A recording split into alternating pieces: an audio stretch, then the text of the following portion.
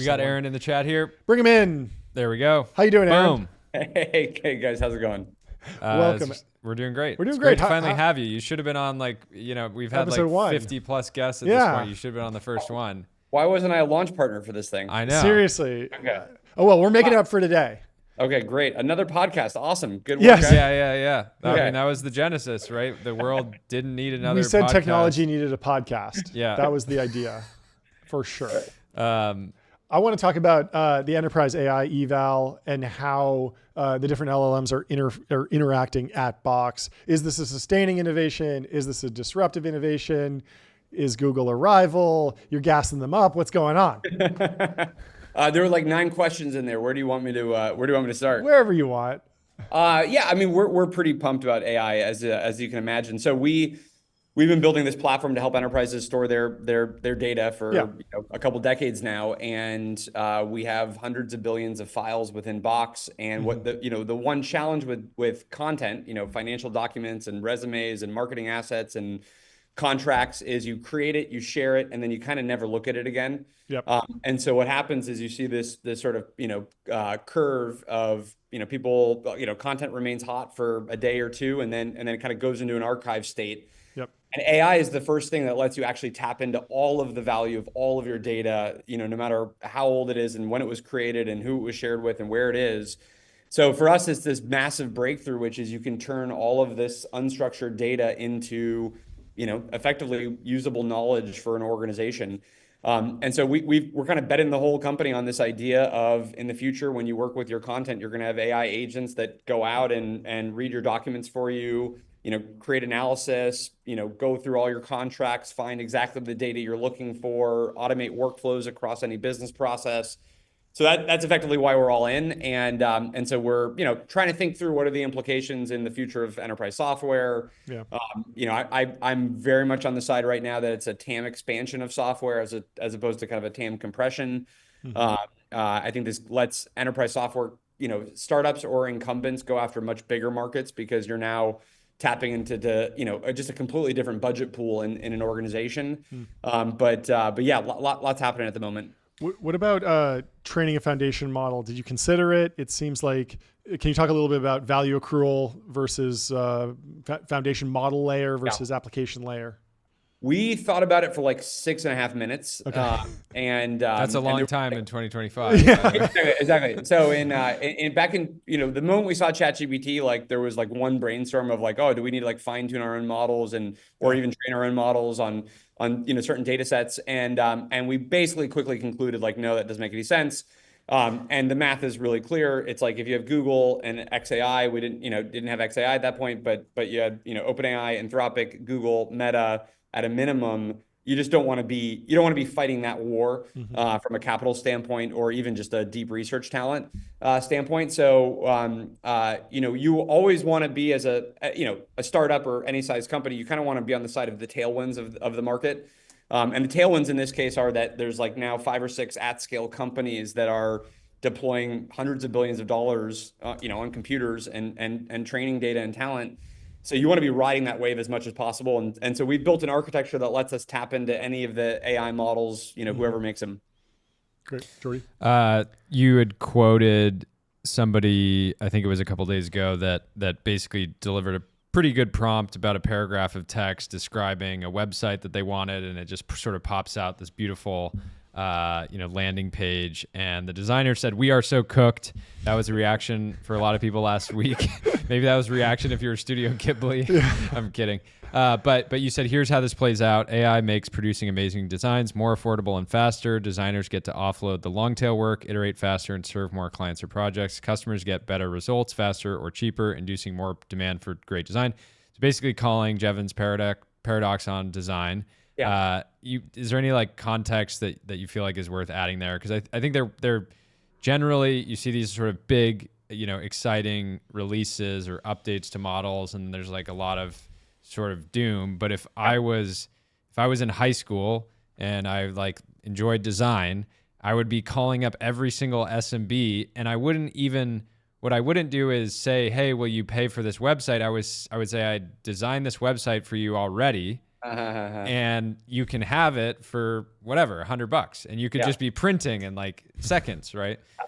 So I had a positive takeaway. I think you did too, but I was curious if you had anything Yeah, else. I mean that I took it way further than the initial thought on how you kind of growth hack that, which is I think a great idea.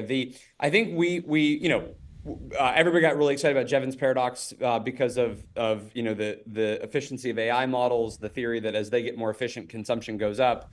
But there's an equal amount of Jevons paradox of all of the applied use cases of AI, and so that gets you closer to then the human labor side, which is if you just think about like most markets on the planet, I would argue are sort of smaller than they should be.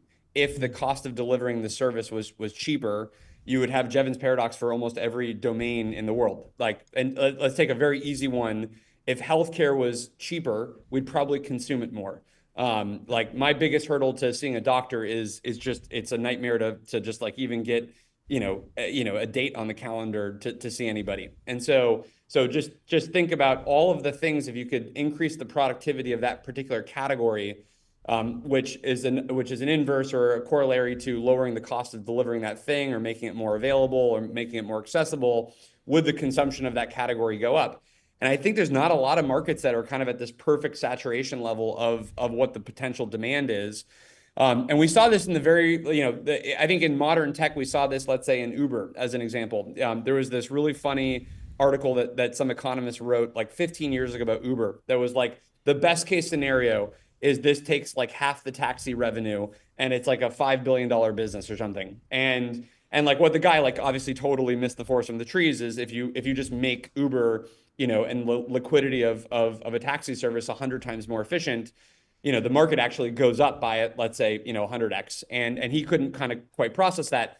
But we're doing the same thing over and over again in AI, where we're sort of thinking like, oh, wow, we made this thing way more efficient. That means it's going to compress the size of that market. When actually what it will mean is to your exact point, all of the people on the planet that have really bad design right now, they'll have some entrepreneurial, some high ingenuity person going and saying, okay, now I can actually do better design for the first time ever because it's affordable to do great design for this small bakery that would never have hired a designer. They never would have thought even to make their website look good, but now it's actually affordable to do so. And so I think that's actually going to play out, many times over in AI. There'll be some categories where we are at sort of equilibrium of sort of supply and demand, but I'd argue most categories are this is not the case. Even as an example, taking like another knowledge workspace, let's say there's a lot of AI startups doing legal work, AI for lawyers, and one theory is, okay, wow, is it a really bad time to be a lawyer?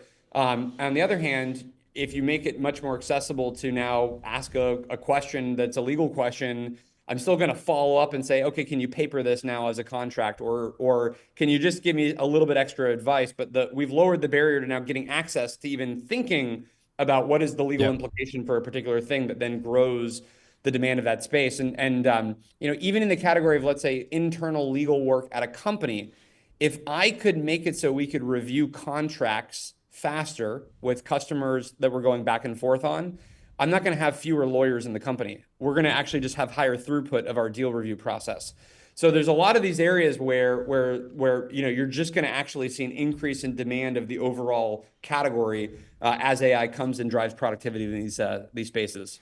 Talk about just hiring and headcount expansion generally. You have thousands of employees already at Box. When you're talking with the team about doing headcount planning, are you pushing people to say, do we actually need this person? Or if you just figured out how to use sort of these tools better, could we get away without sort of adding that incremental person? Because there's been a lot of, the Klarna CEO came out and was basically like, we're never hiring anyone again. And like, obviously that's really good marketing, but like what's the reality and how are you approaching it? Yeah, so we're 100% committed to being an AI first company just across the entire business. So we want every employee using AI to be as productive as possible, with all the right asterisks of if you're doing production code, you're still responsible for what the AI produces. It's not the AI agent. So all the normal kind of T's and C's on that. But for the most part, we look at it through the lens of if we can cause efficiency in a particular area of the business, we want to reinvest those gains back into another area in the business. It might be even the same category or same function, but we want to use those dollars that we're freeing up to actually reinvest into the areas that were previously constrained.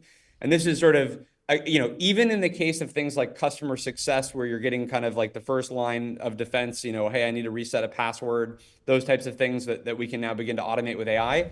The dollars, at least in our case, that we save on that kind of kind of human labor, that will actually go back into the same exact organization, but now for more proactive customer success managers that we're always constrained by. We can't hire enough people to go out and do a proactive outreach to our customers and help them strategically, because we have to have people that are responding to tickets. And what's interesting in this case, and I think it's an optimistic sort of story about AI. In most cases, it will be the same person that sort of moves from one type of work to the other. Our classic kind of customer success manager type roles oftentimes started in support at either our company or some other one. So what it lets you do is recalibrate your talent to increasingly more strategic ways of using it. The sort of go and translate this marketing asset into 10 languages is a much less strategic use of time than help go work on the next marketing campaign that we want to go deliver. So it really just lets you readjust into more and more strategic things. And that I think is an analog for what we can expect for most AI impact in an enterprise context. Can you talk about going public? Is it as bad as people say? You went public young, you're a young guy, your hair's gray. Is it responsible is it because of the SEC? It's actually not because of the SEC. It's because of the hedge funds. Okay. There's always this conversation of, if we magically change the listing requirements or something of a company, would that be better? I actually don't think. I think that's a red herring. I think that the scrutiny that the SEC requires, the governance that you have to have, I actually think is all net positive on companies. I think that like just lets you run a more stable, mature, thoughtful business. Any reduction in that probably, if anything, just causes adverse selection for the kind of companies that eventually go public. I think the this, Brad Gerstner kind of kicked this conversation off a couple of days ago or yesterday online of like, about the supply of IPOs. I think this is firmly actually in Brad's hands. This is a private capital market dynamic, which is, as long as you have him and the Cotus and the Sequoias and everybody else doing very large late stage deals, as long as you have capital in the private market to stay private longer, that is the real thing that will reduce IPOs. And I don't necessarily know that there's any kind of grand economic loss for that, but this SEC has nothing to do with this. This is firmly in the private sector. We could decide, do we want more IPOs or not? Last question. How did you react to the XAI-X merger? You have more followers on this platform than probably anyone I follow but Elon himself. I'm curious what your take is. You've been here since day one. I was early on the Twitter wave. I know. I mean, Elon clearly likes to keep buying X. So it's he will find another way. I mean, twice now. Yeah, I have. I don't have a particularly strong opinion other than I do wonder if like Tesla is the ultimate acquirer of XAI. But I don't know how he's gonna kind of make all these worlds come together. But will be interesting to see. But no impact on my life. So yeah. Yeah, as long as we can post. As long as we can post, we're good. Just don't turn off the posting. Don't turn off the posting. And what I don't want is, I don't really want like a write this tweet button. I hope that's the one thing that they won't do. I think that like a lot of these platforms, like LinkedIn has this, like help AI write your post. And like, I just think you get slop. Like it would be nice if this could be like a slop-free environment. Artisanal. Slop on X? What do you? No way! Unfathomable.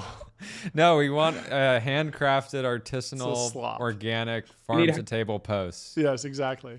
We need artisanal content. We need artisanal content. I Yeah. agree with that. Well, thanks for it's great to have stopping by. you. This We'd is love to great. have you We'd love back to have on back. when you have Box News. We'll talk to you soon. See ya. Bye. All right, peace.